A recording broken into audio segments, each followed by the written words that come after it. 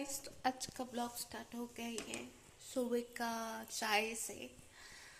अब देख सकते हो इधर चाय हो रही है। हो जा जल्दी से।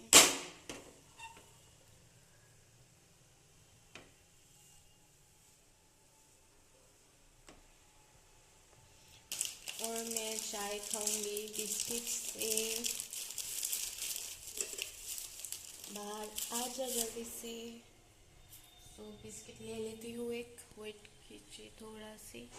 चाय को थोड़ा सी कड़ी चाय खाऊंगी, इससे सर दर्द कम हो जाती है।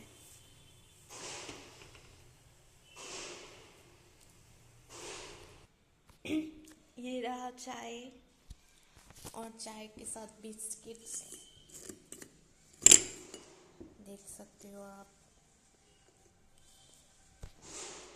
तो चाय खाना स्टार्ट कर देती हूँ। बाय।